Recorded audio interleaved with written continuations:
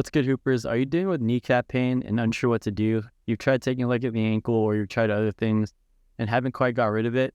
In this video, we're going to go over how the hip may be a contributing factor to the kneecap pain and some exercises to help deal with it.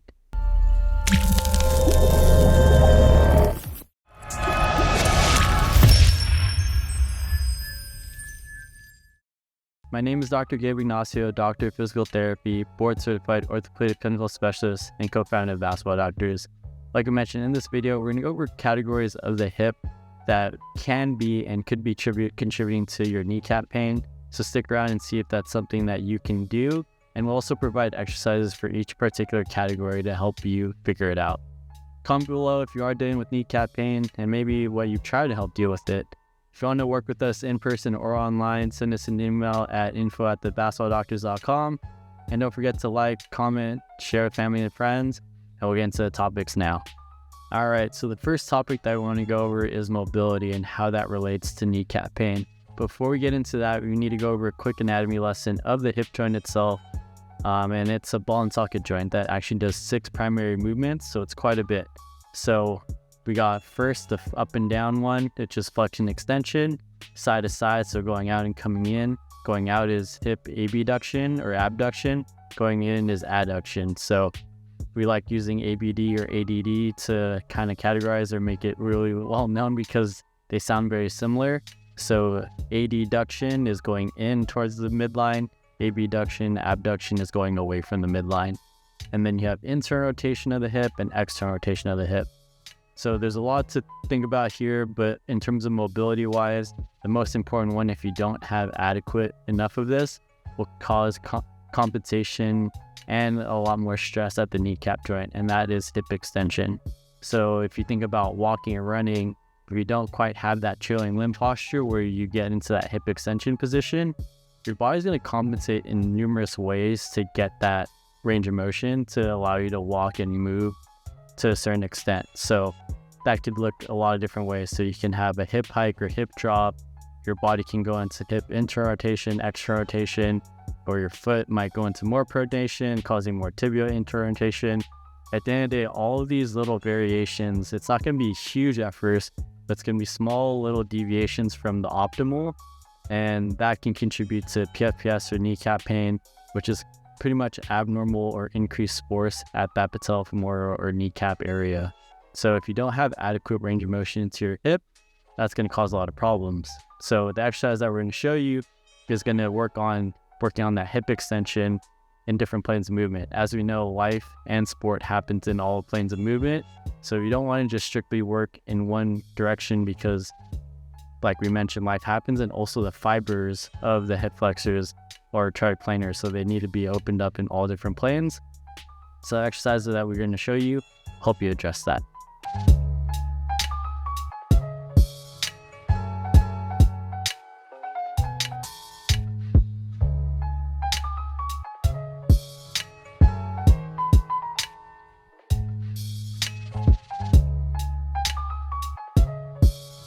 All right, guys, we're gonna go over the 3D hip flexor stretch in half kneeling. So we're gonna start off in this half kneeling position. So my knees are bent 90 degrees. So what I'm gonna do is I'm gonna bring my big toe down here. I want my foot down here when I have my big toe down here, and I'm gonna squeeze my butt here. That's gonna force my spine to kind of keep it relatively neutral. Then from there, we're gonna go 3 different directions.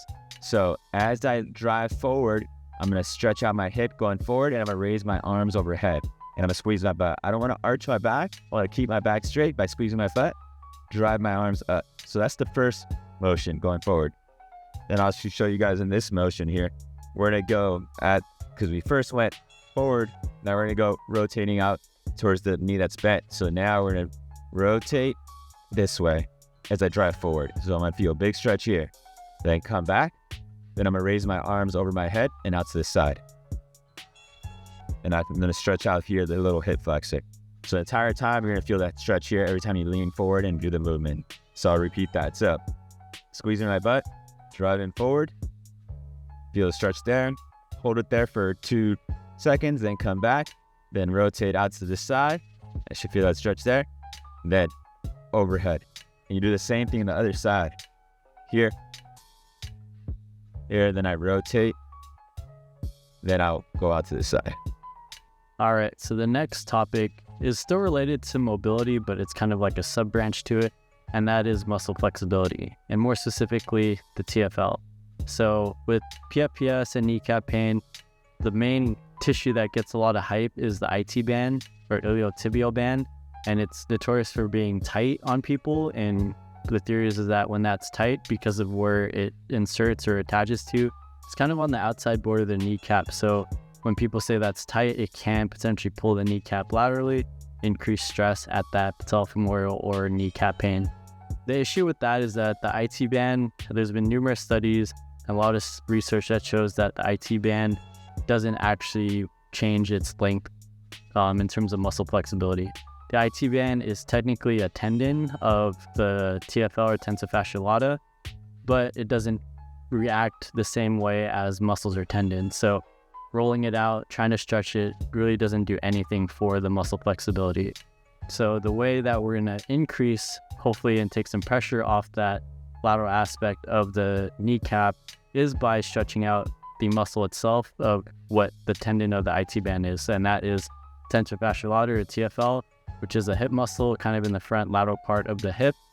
And the way that this works is that by loosening up the TFL, that'll hopefully take the pressure off the IT band and open up the kneecap area.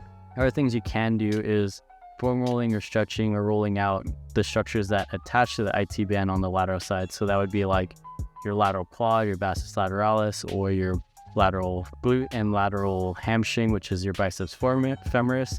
So opening up the structures that kind of connect via fascia to the IT band can help also decrease the pressure or tension that is associated with IT band tightness. So we're going to show you an exercise now to stretch out the TFL itself, but like we mentioned, you can also foam roll or stretch out those other structures of your lateral glute, vastus lateralis, and biceps femoris.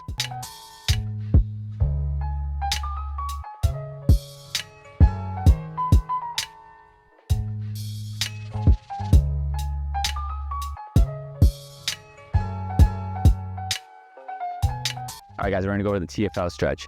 So it's that muscle right here on the side of your hip here, which attaches to the IT band. So you're gonna use a stairs, step, chair, any block surface that's gonna elevate your leg off the ground.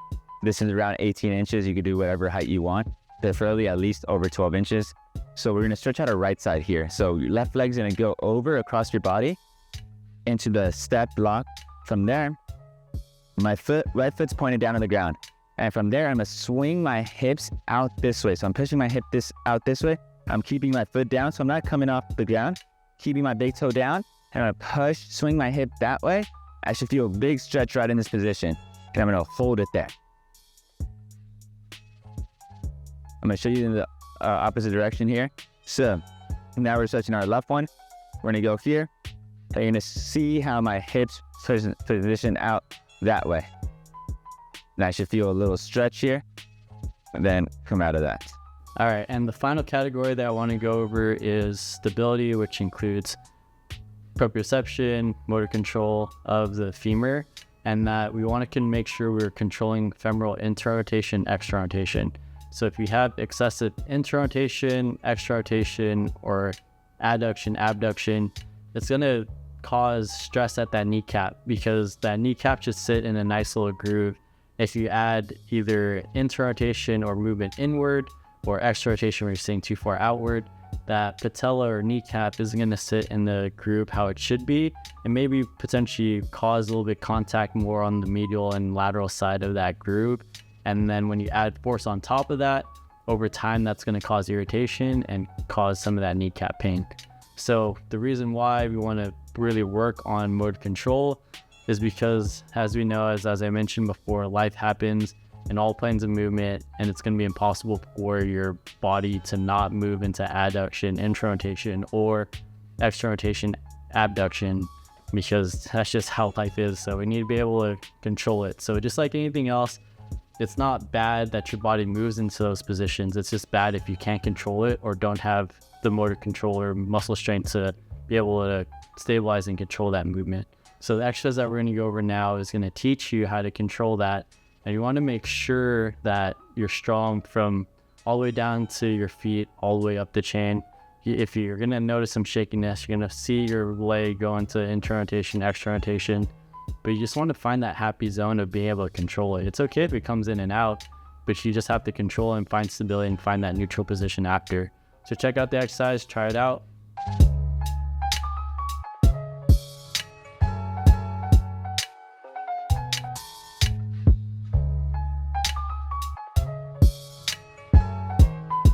All right, guys, we're gonna go to the standing fire hydrant. Turn a bit, stand on one leg, be nice and engaged in the foot. So big toe, little toe, heel. You're gonna have your hands by your knees. You're gonna lean a little bit forward to engage more of the glute. You're gonna have a TheraBand around your knees. I'm gonna rotate, open up, and come back down. Biggest thing is I don't want my hips to open up this way. I want my pelvis to be straight forward. So if I have a laser pointer in my pointy part here, the pelvis, it's pointing straight forward, it's not gonna open up. It's just the hips opening up and then coming back down. So if we show in this view, as I open up, this band's gonna try to pull my knee inward. I'm gonna try to resist that. So I'm being nice and stable on the front leg, then holding that position and then rotating out from here. As you see, I'm pointing straight forward and I'm going, and my chest is over my toes to engage more of the glute. All right, I hope you guys learned something new or valuable from today's topic of learning how the hip may be a contributing factor to PFPS or kneecap pain. And we went over the categories of 1, mobility, and more specifically hip extension, 3 planes of movement, 2, muscle flexibility or taking the pressure off the IT band by opening up the TFL, lateral glute, vastus lateralis, biceps femoris to hopefully take the pressure off that kneecap being pulled laterally or outside. And then 3rd, stability, motor control, proprioception of learning how to control inter-rotation, adduction, extra-rotation, abduction. Life happens in all planes of movement, so being able to control it and build tolerance to those planes of movement is huge. Comment below if you've seen these exercises before, heard this stuff before, or if you haven't, and if you learned something great, please let us know. We just want to know where you guys are at with your knowledge and if we're giving something valuable. And if you did like it, please like, subscribe, share with family and friends, help us reach more hoopers. If you want to work with us in person or online, send us an email at info@thebasketballdoctors.com. We work here in Los Angeles and Orange County. And like always, we are the Basketball Doctors. That's ball for life.